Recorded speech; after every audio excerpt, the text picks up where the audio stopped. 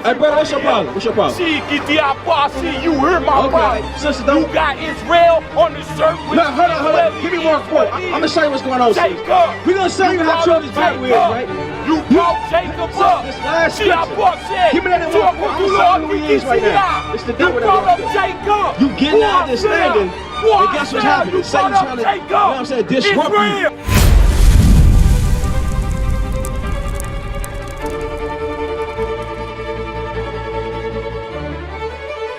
According to the scriptures, right? And we showing our people the reason why we went into captivity, meaning why we stuck in the ghettos, why we on the bottom of society, right? Give me Isaiah 58:1. This is the problem with the churches today. The churches don't teach our people why we in the conditions that we in. The churches teach our people to love our oppressor.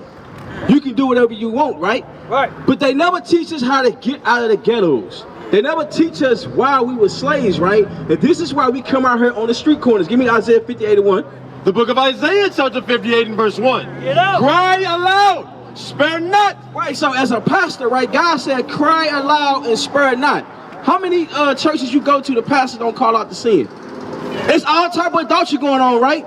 Matter of fact, the pastor might be sleeping with one of the women in the church. You seen stories of that, right? Where brothers come into church and they mad at the pastor because he done had some sexual pleasure with his wife. Right? But God told us as a real prophet, he told us to come out here and cry aloud and spare not, right? Go ahead. Lift up thy voice like a trumpet. God told us to lift our voice like a trumpet, right? But in today's society, they teach the black man to talk soft. Right. They teach the black man to be quiet. Don't say nothing no more. God said, lift up thy voice like a trumpet, right? And show my people their transgressions, and the house of Jacob their sins. That's the job of a pastor. That's the job of a prophet. He said, show my people their sins. Show them the transgressions of the law. Why did he have to say that? Keep reading. Verse 2. Yet they seek me daily and delight to know my ways, as a nation that did righteousness. And was what? Israel. So we come out here, sis, to show our people the reason why we in the ghettos, right? The reason why we're on the bottom of society is because we broke God's commandments, right? So, that's cool. Do you know any of the commandments that you got to keep? Which name was changed to Israel? Do you know any of the commandments that you got to keep? Don't worry about that. Which is his people. Do you know any of God's commandments? Do you know the dress code? Israel.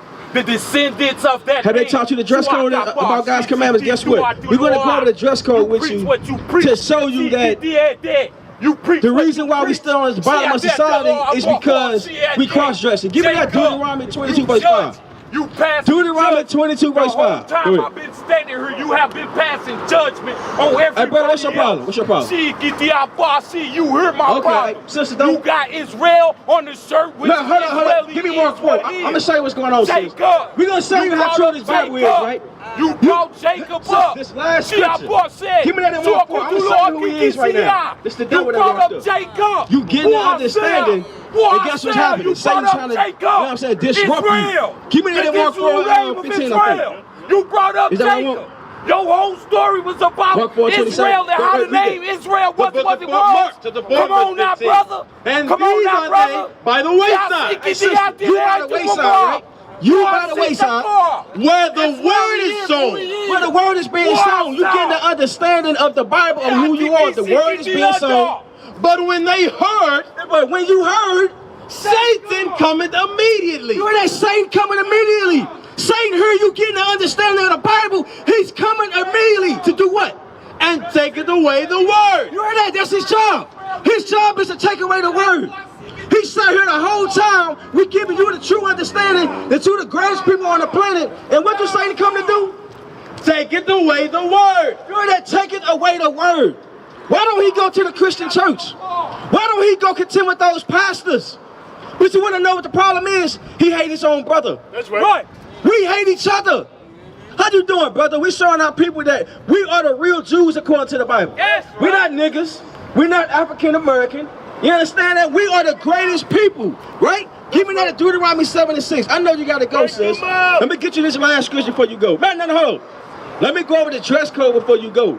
Deuteronomy 22:5, because this right here, this sin, most of our people are in.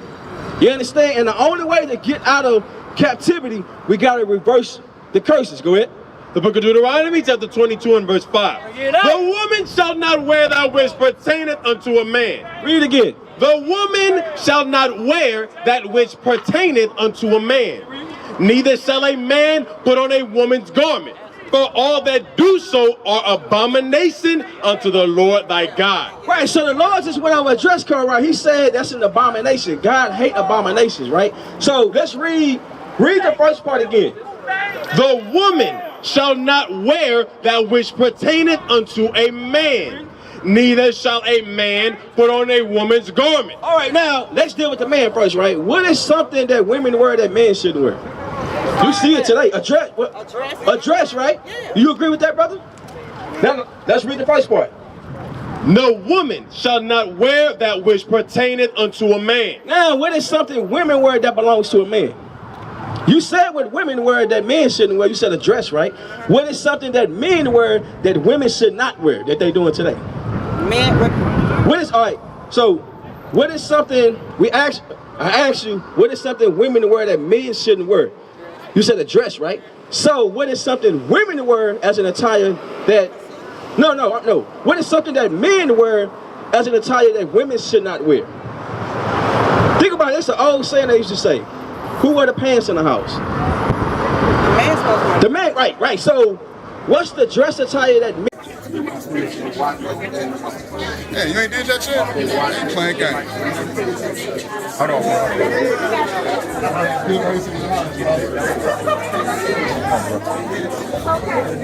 Look at this guy. What you doing, man? You subscribed yet? Subscribe right now. Do it. Men wear that women shouldn't put on. Pants, right? So, God said cross-dressing is an abomination, right? Women started learning how to wear pants with, during the 1950s by Amanda Bloomington, right? Yeah, the white woman. She wanted equal rights to a man, and she dragged y'all in there. And you want to know what happened? The black woman said, yeah, we want to put on pants too. Not knowing that, guess what they was doing? Causing us to stay in sin. Because what happens when you, think about it. If a man put on a dress, right, what comes behind his ways? Like, you know what I'm saying? How do he act when he put a dress on? I'm going to ask you. When a man put a dress on, how do men act when they put a dress on? Feminine. Effeminate, right? So if men putting on a dress makes them effeminate, how do women act when they put pants on? Like a man, right? Because I'm going to show you that God said the laws are spiritual. Give me that in Romans 7. Because God's laws are spiritual. It's the reason why he said, hey, woman, put a dress on, because when you put a dress on, how you feel? You feel like a woman, classy. You don't want to get dirty, none of that, right? You put them pants on, you feel like you can knock somebody out, you know what I'm saying? And a man put a dress on, he think you know what I'm saying? I'm going to show you that it's spiritual, Romans 7. The book of Romans, chapter 7 and verse 14. For we know that the law is spiritual. You hear that? So we know that the law is spiritual, right? Because, hey, we spiritual people. So God gave us certain laws on how to dress, right? But I'm going to show you how you're supposed to dress. Give me that in 1 Timothy. Then I'm going to let you go. And this is what us men have to correct our women out here. First, matter of fact, you got to correct the men first. Because now they're wearing purses, right? Yeah. They call it what? Man bags. What they call it? But ain't that a purse? That's a purse, right? But, you know, today's society, they say, nah, that's just my book bag. Or it's a man purse. That's crazy, right? There you go. You know what I'm saying? So they have twisted God's laws all the way to now they got the men dressing like women, and they paint their fingernails now. They cross-dressing, and the woman more manlier than the man, right? Yeah. So let me show you how a woman's supposed to dress. Go ahead. The book of 1 Timothy, chapter 2 and verse 9. In like manner also, that women adorn themselves in modest apparel. You know that God said, you a daughter of servant, you a princess. He said, adore yourself in modest apparel. Meaning, guess what? Wear a modesty dress. Cover her up. Right. Because right now, when women wear pants, we can see your figure. And that's what caused men to lust after you. He looking at your behind. Right. But you put that modesty dress on, they can't see nothing. He not gonna think you a hoe. Yeah. You understand? Give me that. A man might be known by his looks. I'm gonna show you how God's words are true. Because how do you know you're in front of like a police officer? You see a uniform, right? Yeah. Can you tell the difference from a prostitute today and regular people dressing? I mean, regular women putting on clothes? You really can't, can you? Because back in the day you could. Because believe it or not, we had some type of dignity back then. You know what I'm saying? But I'm going to show you what God said. I'll show you how true the Bible is for all of us. The book of Sirach, chapter 19 and verse 29. A man may be known by his look. You hear that? So they say, oh, don't judge me the way I dress. Right. No, God just said, read it again. A man may be known by his look. You know that? That go for men and women. God said, hey, a man might be known by his looks. Right. So if our women out here dressing like prostitutes, guess what the man gonna think? Oh, damn, she a prostitute. I ain't no damn prostitute. Right. You may not be. But God is telling you, hey, you gonna be known by your looks. Just how you see a firefighter. You know he a firefighter, right? Or a damn a mechanic at the mechanic shop. You take your car to a mechanic shop, he come out with a suit on, he said I can fix your car, you gonna look at him crazy. Man, you got a damn suit on, you sure you can fix this? Yeah. Right. Pull it on in. He gonna mess your car up. You know what I'm saying? God said, a man might be known by his looks, right? Go ahead. A man may be known by his look, and one that hath understanding by his countenance. And one that have understanding by his countenance. Meaning, guess what? When you got understanding of God's laws, a woman gonna know to dress modestly. Men gonna know to dress modestly too and put pants on. Take that purse off. You gonna put fringes on your clothes. Why? Because we have the understanding of God's laws. Go ahead. When thou meetest him, a man's attire, and excessive laughter, and gait, show him what he is. You know what God said? God said when you meet him, read it nice and slow. God say when you meet somebody, a man's attire, and excessive laughter, and gait, show what he is. So I don't know what people talking about. Don't judge me because I dress like this. I ain't no hoe or I ain't this. God said, hey, your attire, what you put on, show what you is. You understand? And we have to come back to God's laws, right? Because I'm going to show you the last scripture for you. Give me Proverbs 7:2. Keep thy commandments and live, right? Is that what I want? Because right now, our people are like the walking dead right now. We're not living. This ain't living today, bro. We got to work a 9 to 5. We got to pay taxes. We're supposed to be the kings of the earth right now, but we're under another nation's rulership, right? And God's going to show you how to live, how to get out this condition, because don't you want the black man to rise back up? Don't you want the black man to fight back? You understand that? Keep reading. The book of Proverbs, chapter 7 and verse 2. Keep my commandments and live. You know what God said? How come the pastor's not teaching that in church? How come we got the same Bible? We got the same Bible. That's right. God said, keep thy commandments and live, right? Go ahead. And my law as the apple of thine eye. You hear that? God said in his laws as the apple of his eyes. Why? Because we was once the greatest nation on the planet. That's right. We come from Moses, King David, King Solomon, Paul, Peter. This is the most selling book in the whole world. That's right. And it's the book about us. That's right. This is our history book. You understand? That's why they looking at us crazy right now. They say, oh, wait a minute. This the people of God? This can't be them. This can't be the kings of the earth. Look at, you know what I'm saying? Look how the black man acting today. Look how we treat our women. You understand? They start with the black man. Give me the order real quick. 1 Corinthians. I'm going to show you what the order is, right? Because right now, men ain't being men today. The women lead. And guess what? It ain't supposed to be like that. Women can't lead. Women can't teach a boy how to be a man. You can't teach him, but you stuck with the conditions that you got. Because we're not being men today in this society. You understand? And it's time for a change. So we're going to get you the order today, sister. So y'all got the dress code today. Men got to stop wearing purses. Men got to, believe it or not, put on pants. The women has to wear a dress modestly, right? Now I'm going to show you what the order is in our neighborhoods. We're going to show you that they are against us and God. This is why they set up the conditions that we in, and we must fight back. Read. The book of 1 Corinthians, chapter 11 and verse 3. But I would have you know that the head of every man is Christ. You hear that? The head of every man is Christ. Meaning, guess what? For the black man, Christ is our head. We listen to what Christ say no matter what. That's right. We don't listen to nobody else but Christ. You understand that? That's the order that we must keep. Go ahead. And the head of the woman is the man. You hear that? The head of the woman is the man. The woman's supposed to listen to her man in righteousness. We ain't talking about the dope dealer. We ain't talking about the lazy bum. We ain't talking about the brother who ain't trying to work. This is talking about a righteous man. A righteous man is supposed to lead his house. And guess what? His woman gonna listen to him. Why? Because she understands he's following Christ. Christ kept God's laws. That's right. But what's going on today right now? Is the woman listening to the man today? No. Do y'all agree with that? They're not. Is the women listening to the man today? They not, is they? But back in the day they was, right?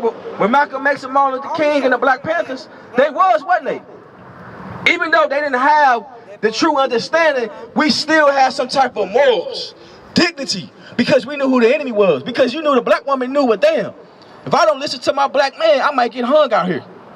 Because guess what? Believe it or not, racism was going on heavy back then, right? That's why the Lord is going over the order that we must keep. Keep reading. Verse 4. Every man pray. That's it. So the Lord is giving us the order of how things are supposed to be, right? Because when you look at all the other nations, right? When you go in the, let's say the Arab neighborhood, their women out of order, are they? They covered up. They covered up. What about the Asian community? They women respect their men. The white man, they women respect their men. But when it come to us, we disrespectful, right? Because we don't know who we are. Given that we have been destroyed. And this is the plot against the black man and black woman. That's why they set up churches on every corner, but it's a liquor store right there. Right. So if you don't go to church, guess what you're going to do? I don't go to church, but you're going to go to the liquor store and get drunk. You know what I mean? So they set up traps for all of us, right? But we have to understand, wait a minute. We in the matrix. We got to get out of there, right? Show me that. Read that real quick. The book of Hosea, chapter 4 and verse 6. My people are destroyed for lack of knowledge. You know what God said? God said, my people. Because God's people is the Israelites. That's our God and our God only. He said, my people are destroyed for the lack of knowledge, meaning we don't know God's laws. We are the Walking Dead out here. That TV show Walking Dead, that's about us. You don't think the white man know who you are? He making fun of us. He said, man, this is the Walking Dead out here. Because the Bible called us the Walking Dead. He said, my people are destroyed for the lack of knowledge, right? Keep going. Because thou hast rejected knowledge. You know that? Our ancestors rejected knowledge. Hell, we still rejecting knowledge today. That's right. The Lord is having mercy on us today by sending the prophets back. He said, you know what? I still love y'all, so after slavery, I'm going to send my prophets back. They're going to be on the street corner. They're going to say, hey, we the Israelites. We got to keep God's laws. But you want to know, we rejected God's laws back then, and we still rejecting it today. He said, we have rejected the knowledge.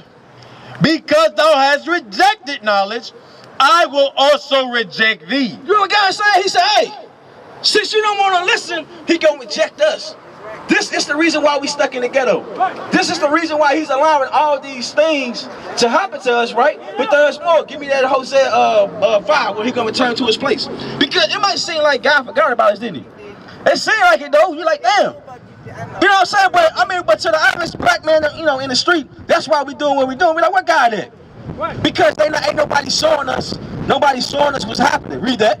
The book of Hosea, chapter 5 and verse 15. I will go and return to my place. You know what God said? He gonna go and return to his place. Because remember, we rejected the knowledge. He said, hey, I'm going back to the heavens. Go ahead. Till they acknowledge their offense. He said, until we acknowledge our offense, right? Because think about black people. When do we call on God? When you jammed up, right? When you need something, when you just got locked up, or you in a bad situation. Hey, God, you know what I'm saying? You did something evil, wrong. You know what I'm saying? When that AIDS hit, or you constantly smoking cigarettes, you know you shouldn't do it, but when you get cancer, Lord, help me, Lord. God, please, why are you doing this to me? And God, like, what? You did that to yourself. We work with anybody and form coalition with anybody that has revolution on their mind. We might not be back. I might be in jail. I might be anywhere. But when I leave, you can remember I said with the last words on my lips that I am a revolutionary. But 100 years later, the Negro still is not free. We want freedom by any means necessary. We want justice by any means necessary. This is a revolution of God. This time that we're living in, the greatest Bible revolution, spiritual and biblical revolution. All these lives will be shut down in the earth. I am a brother. He's strong in the Lord. He's life. He's life. He's life. He's life. He's life.